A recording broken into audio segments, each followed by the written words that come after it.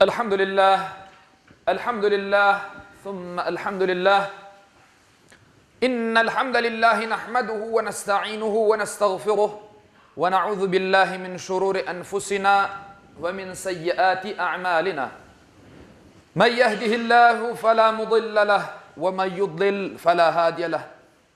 Neşhedü en la ilahe illallah vahdehu la şerike leh. ونشهد أن سيدنا وسندنا ومولانا محمدا عبده وحبيبه ورسوله أما بعد فيا عباد الله اتقوا الله وأطيعوا إن الله مع الذين اتقوا والذين هم محسنون قال الله تعالى في محكم كتابه الكريم بسم الله الرحمن الرحيم وأيوب إذ نادى ربه enni messeniyed-durru ve ente erhamur rahimin. Sadakallahul azim. Saygılı ve muhterem cemaat, hasta ve hastalar ziyareti dinimizde sünnettir. Ama eğer hasta birevinin yakınları ve akrabaları olmasa, yakında yaşayan din kardeşleri için onu ziyaret etmek vacip olur. Sevimli Peygamberimiz Muhammed sallallahu aleyhi ve sellem bunun emniyetini göstermek için böyle buyurdu. Müslüman üzerinde 5 hakkı var. Selamını almak, selam vergeninde selamını almak, hasta olganda onu ziyaret etmek, cenazesine koşulmak, çağırganda misafirliğine varmak, aksırıp elhamdülillah degeni vakit yerhamukallah, Allah sana rahmet yani merhamet etsin demek şeklinde dua etmektir. Hastalık her bir kişinin başına gelebilecek bir imtihandır. Allah'tan gelgen bir sınavdır. Bu imtihan kimer vakitlerde azap, kimer vakitlerde da bir rahmet olabilir. Çünkü hastalık Allah tarafından bir sınav olup bizlerini yapkan günahlarımızdan temizleyip. Elbette ki insan o Allah'tan kelgen sınavını eğer geçer ise, yani o kelgen hastalıkka dayanıp sabır eter ise onun için bir rahmet olur. Ama o kelgen hastalıkka karşı eğer bu hastalık bana ne için geldi? Bütün hastalıklar bana yapışa. Başkalarına değil ben devamlı hasta olam deyip ağlanıp otursa o zaman ona bir azap olabilir. Çünkü Allah'ın sınavından geçmez. Sevgili Peygamberimiz Muhammed sallallahu aleyhi ve sellem böyle buyurgan. Hastalarının ziyaretine barınız ve dua etmelerini rica etiniz. Çünkü hastalarının duaları kabul etile ve günahları da afu oluna. Sahabiler hafif hastalık vakitlerinde günahlardan temizlenleri için Rablerine şükür etken ve sabır göstergenler. Hasta olup camiye kel almagan kardeşlerinin mutlaka ziyaretine barıp Allah'ını soraganlar. Bir hadiste de Peygamberimiz Muhammed sallallahu aleyhi ve sellem en yaxşı hasta ziyaretini böyle açıklagan edi. En yaxşı hasta ziyareti elini hastanın başına ya da koluna koyup onun alını soramaktır. Aranızdaki selamlaşuvunu en güzeli de elinden tutup selam vermektir. Dep buyurgan Peygamber Efendimiz. Muhterem Müslümanlar, hastalık da sağlık da bizim içindir. İnsanın her günü bir değil. Bazı da sağlıklı, bazı da hasta olurmuş. Kezip yürgen, eğlengen insanlar döşekke bağlanganda bu hal onlara çok ağır gelir. Ve aslında hastalık bizim ne kadar zayıf bir varlık olganımızı bizge öğretir. Döşekke kirgen ve 40 sıcağı 40 olgan mesela bir adam yerinden kıpırdayalmay. İşte onun ne kadar zayıf bir varlık olganını o yerden anlamak mümkündür.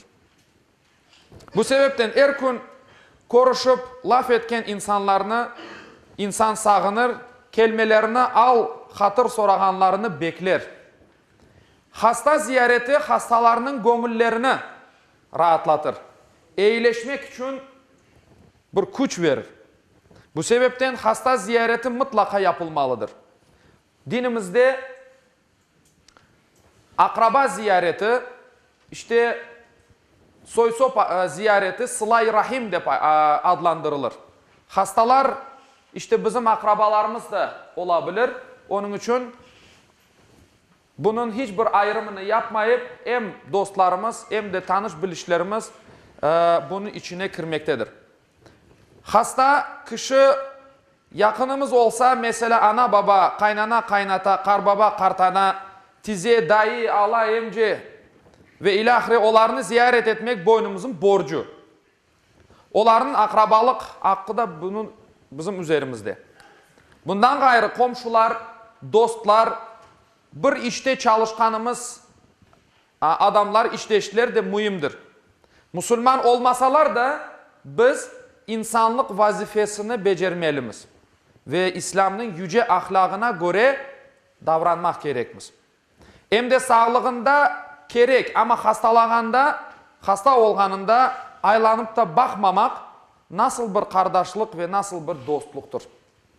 Günümüzde eğer de baralmay olsak, bağlanıp al hatır soramak için her türlü imkan vardır. Hasta ziyaretleri ister evlerde olsun, ister hastanelerde olsun kısa tutulmalıdır. Hastalar çok rahatsız etilmemelidir. Onlara keder verecek sözlerini bizler aytmamak gerekmiz. Hastanın yanına varganımızda Allah şifa versin. Sizni yaxşı gördüm. Çırayınız yaxşı, maşallahınız var. Geçmiş olsun gibi güzel sözler aytıp o hastanın gönlünü kazanmak ve kotermek gerekmiz. Böyle ziyaretler Allah'ın rızasına, belki adamın hidayetine, doğru yol tapmasına bir sebep olur. Bir kutsi hadiste Yüce Mevlamız böyle buyurar. Ey kulum, ben hastaydım ama sen benim ziyaretime gelmedin. Allah Teala kutsi hadiste aytar. Kul da, ya Rabbi sen nasıl ziyaret etip olur edim? Senin ziyaretine nasıl gelebilir edim? Dep aytsa, Allah ona, felanca kulum hastaydı. Onu sen ziyaret etseydin, yanında beni de tapar edin, dep buyurmaktadır. Hastanın korantası fukara ise elimizden gelgeni kadar yardım etmek gerekmiz. Bu pek sevaplı bir iştir. Unutulmamalıdır ki şifanı vergen de Allah, hastalıkını yollagan da Allah. Eğer bir hastalıkını Allah-u Teala yollagan olsa onun şifasını da yollagandır. Mutlaka Allah-u Teala cümlemizge sağlıklı bir ömür yaşamaklar kısmet etsin. Ve eğer böyle yakınlarımızdan, tanış bilişlerimizden olgan insanlar hasta olgan olsalar, onların ziyaretine barayıp Allah-u Teala'nın merhametine nail olayık, kavuşayık.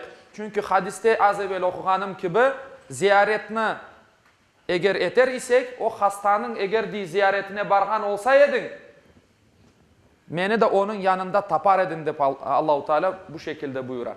Allah-u Teala cümlemizge hayırlı ömürler kısmet etsin, hastalarımıza şifa versin ve inşallah bu kış günlerinde özümüzne, birazcık özümüzge, sağlığımıza dikkat eteyik ve her türlü hastalıkka alıp baracak yollarını kapatayık özümüz için, yaxşı kiyineyik, inşallah sağlıklı oluruz. Ela inna ahsanal kelam ve ablagan nizam kelamullahil melikil azizil allam kema kâle Allahu tebareke ve teala fil kelam ve izâ kuri'el Kur'anu fastami'u leh ve ansitu leallekum turhamun. Bismillahirrahmanirrahim. İnned din indallahil islam. Sadakallahul azim.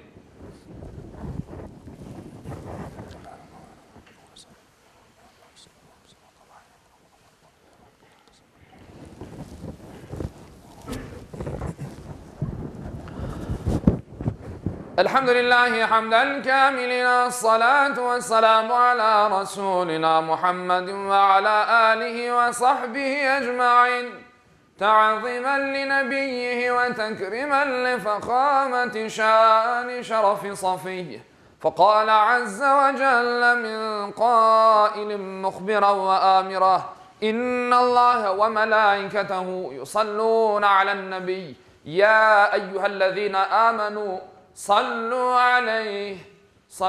عليه وسلموا تسليما اللهم صل على محمد وعلى آل محمد كما صليت على إبراهيم وعلى آل إبراهيم إنك حميد مجيد اللهم بارك على محمد وعلى آل محمد كما باركت على إبراهيم وعلى آل إبراهيم إنك حميد مجيد اللهم وارض عن الأربعة الخلفاء سيدنا أبي بكر وعمر وعثمان وعلي ذوي الصدق والوفاء وعن الأنصار والمهاجرين والتابعين إلى يوم الجزاء وعن كافة المؤمنين والمؤمنات والمسلمين والمسلمات الأحياء منهم والأموات بفضلك ورحمتك إنك سميع قريب مجيب الدعوات برحمتك يا رب. عباد الله إن الله يأمر بالعدل والإحسان وإيتاء ذي القربى وينهى عن الفحشاء والمنكر والبغي يعظكم لعلكم تذكرون ولذكر الله أكبر والله يعلم ما تصنعون. Okuğanım ayette Yüce Allah şöyle buyurar. Şüphesiz Allah adaletini, yaxşılık yapmakını ve soy sopka yardım etmekini emir eter. Edepsizlik, fenalık, isyan etip zulüm işlemekini de yasaklar. Tuşunup uymanız için sizlerge nasihat verir. Muhterem cemaat, Cuma'dan evvel bir dindaşımızdan böyle bir müracaat geldi. Duaga ihtiyacı vardır. Apayı ağır ayaklı ve balanı ölü tapma sakıncası var. Onun için cemaat duasını rica etti bizden. Dualarınızda unutmanız. Bilal adı kardeşimizin.